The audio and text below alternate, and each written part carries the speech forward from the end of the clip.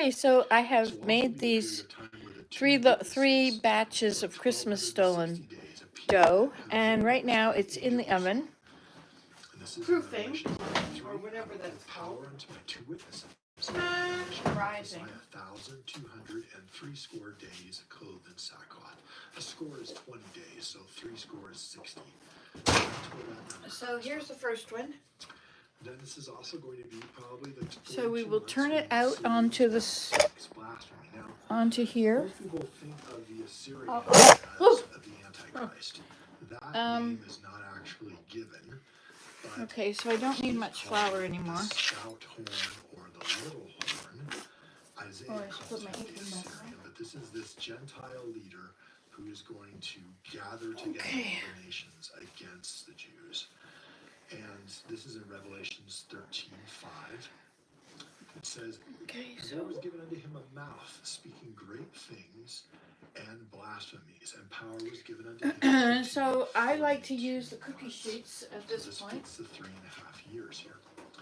It's also the 3.5 years after Adam came to the deliverance of actually the Latter-day Saints and the house of Israel, rather than just the Jews. This is in Daniel 12:1-7. Okay, so I'll turn it out onto here, and then of course it starts to sink. And then I divide it in half. I do that by squishing it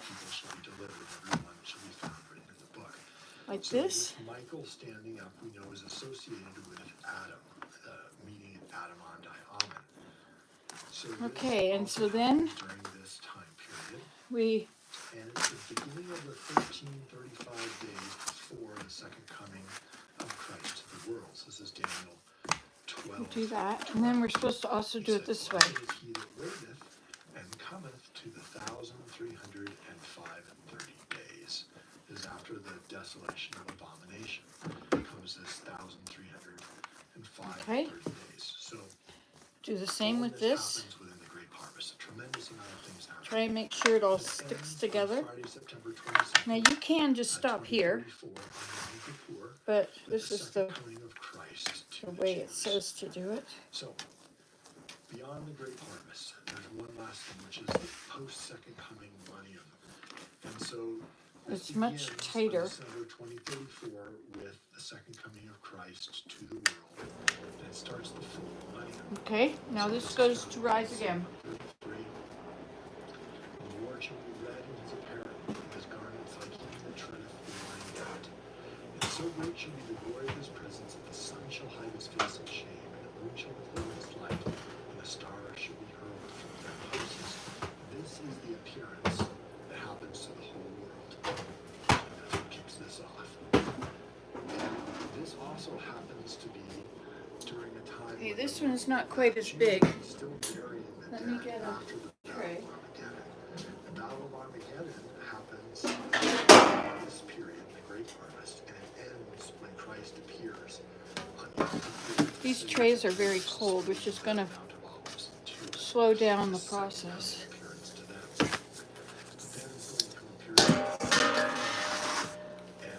But that's okay because I have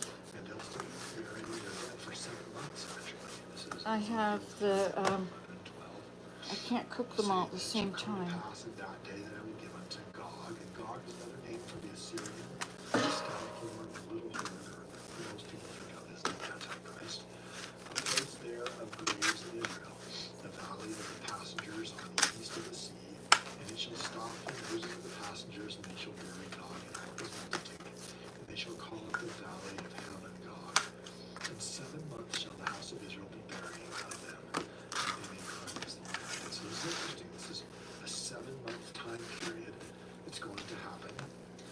The second coming to Jerusalem, where Gog, or the Assyrian, is destroyed with his armies, and before the second coming to the world. So this 7-month time period is going to happen right in there.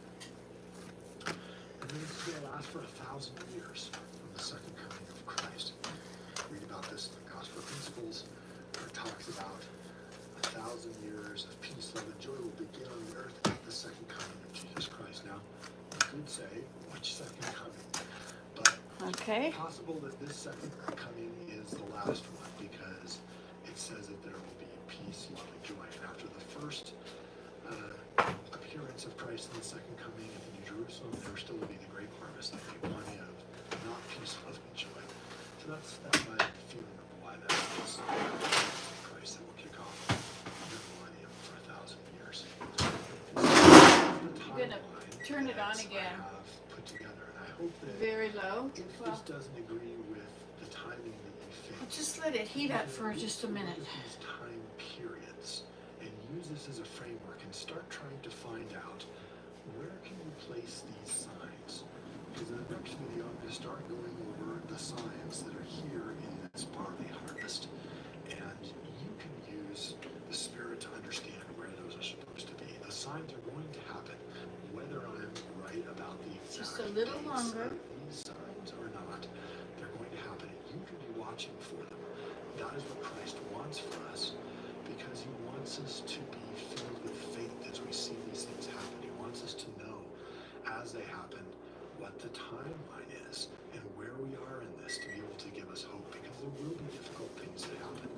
But this should inspire within you great hope and faith and a desire to be a part of those who are at this second coming in the New Jerusalem, who will be able to see the Christ there first and to have that protection from him afterwards.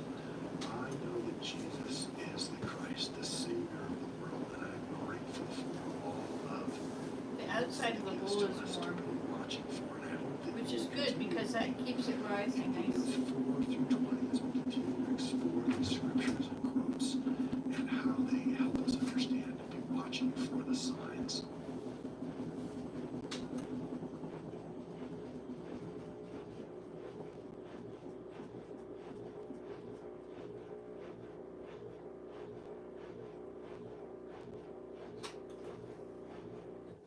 Okay, that's good.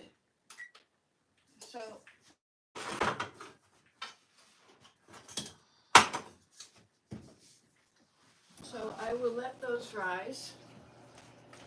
And I will let this one continue to rise, okay? And then I will come back and I will cook them.